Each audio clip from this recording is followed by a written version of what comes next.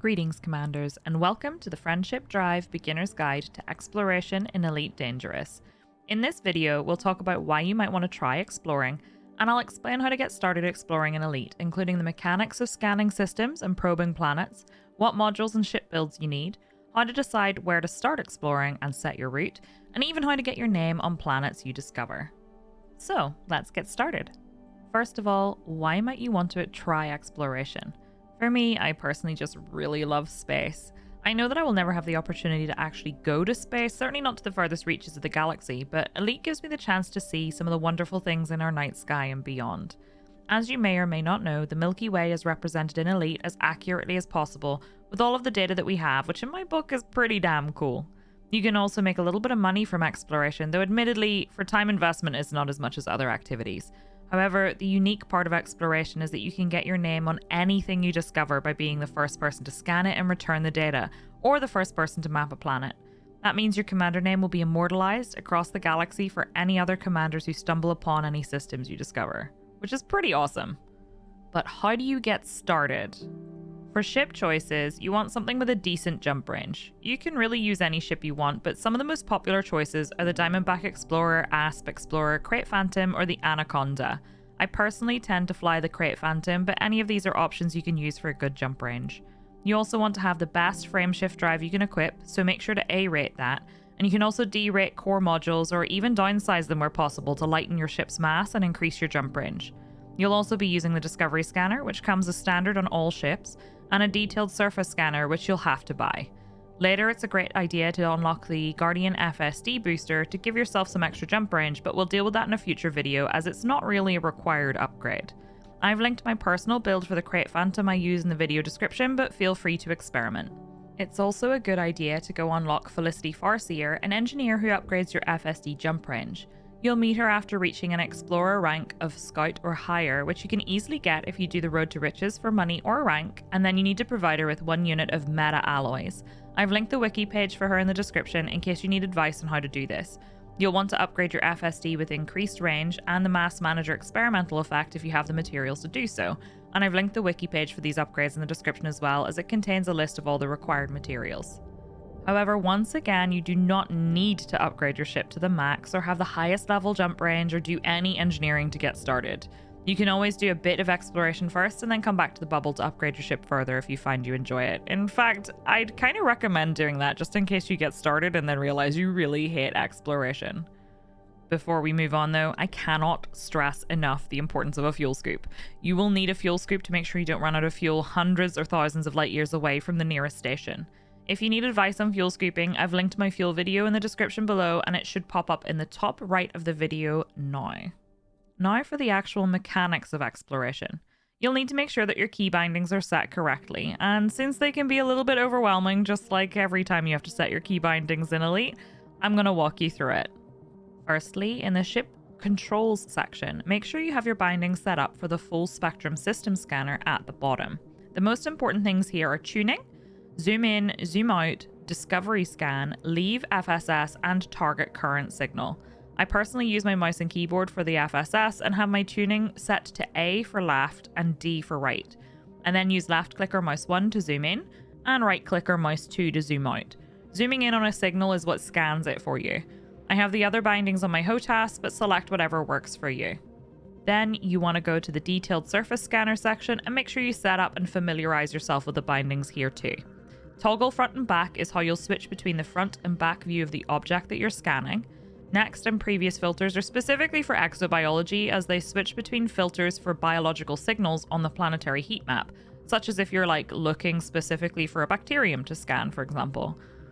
To actually launch probes, you want to set your detailed surface scanner to a fire group and a firing button on the right hand panel in-game. I personally also use my mouse for this because I find it more precise, so in the bindings menu I've set an alternate binding for primary fire on my mouse, specifically right click, where usually I'd use the trigger on my joystick. Once you have your bindings set up, you simply plot your route to wherever in the galaxy you want to go and start jumping. Each time you arrive in a new system, you'll use your Discovery Scanner or D-Scanner, also affectionately known in the community as honking.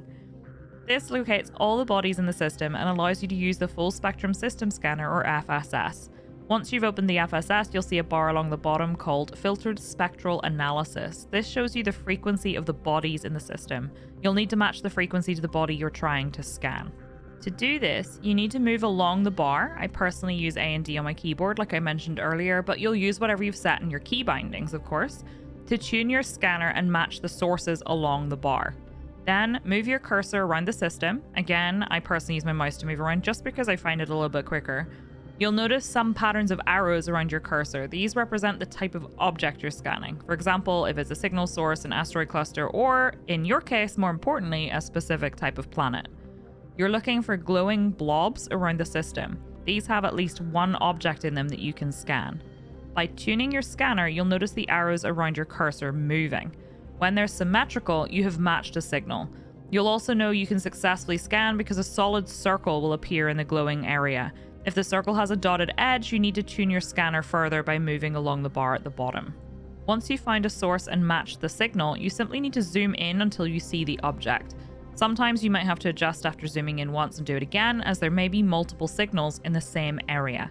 I personally use left click on my mouse to zoom and right click to zoom out, like I mentioned earlier, but again, you use whatever is most comfortable for you.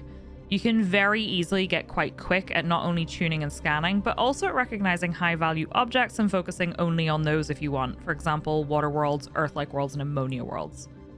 It's important to note here that signal sources and asteroid clusters don't count towards the system's completion, and they don't really reward you with anything, so you can choose to skip over them if you like. They tend to be at the lower end of the filtered spectral analysis. My kingdom for Frontier to give me a way to filter these out of the FSS so I don't have to pay attention to them at all. After completing your FSS scan of the system, you can now choose to go one step further and map any planetary surfaces. I usually only do this for higher value planets as mentioned above, but you can do it for all bodies in a system if you want to be thorough or if you just want your name on everything you find. To do this, target the planet you want to scan, either from the FSS using the button you bound earlier, or from the system map or the navigation panel on the left.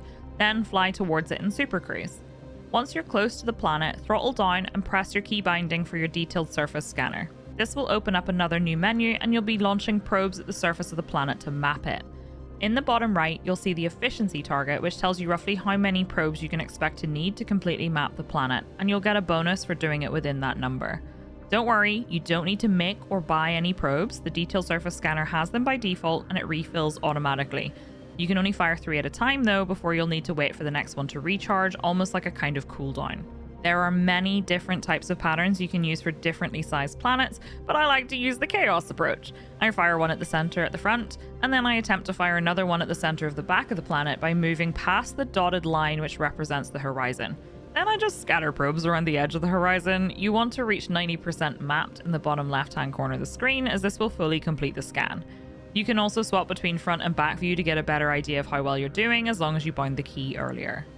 The Planetary Mapping feature also helps you locate surface points of interest and develops a heat map of any plant life if you want to land and do some exobiology as well. I have a beginner's guide to exobiology if you'd like to take a look and get some pointers. I've linked it in the description, and it should also be visible in the top corner of this video right now as well. Now, if the reason you're exploring is to get your name on these planets under first discovered by or first mapped by, you're going to need to be the very first person to return to Universal Cartographics on a station and sell that data, and not die first. Even if you're the first person to scan and map a planet, if someone else gets back to the station and sells the data before you, it'll be their name on that planet, not yours. Also, keep in mind that, again, if you die, you will lose all of that data. Most of the stellar bodies in the bubble of populated space have already been discovered, but as you go further out, you'll start finding undiscovered and unmapped planets. Keep in mind that any well-traveled routes, such as between the bubble and Colonia or Sagittarius A, will likely have a lot of already discovered bodies, but there'll still be a few hidden gems here and there. If you want to guarantee freshly discovered planets to get your name out there in the galaxy, take yourself 1,000 or so light years above or below the galactic plane and shoot off in a random direction away from any of the close-by nebulae or points of interest. But how do you decide where to go? You really can just pick a direction and plot a route to a random system and start jumping and exploring. Again, I'd recommend traveling a bit above or below the galactic plane first to give yourself a higher chance of finding undiscovered systems. Alternatively, if you want to see some pretty sights, you can search around for nebulae and start traveling towards those, scanning on the way and jumping around all of the systems in your chosen nebula to take nice screenshots and scan anything you find. If you'd like some suggestions for where to go and what to see, let me know in the comments and maybe I can follow up with a sort of tour guide video soon.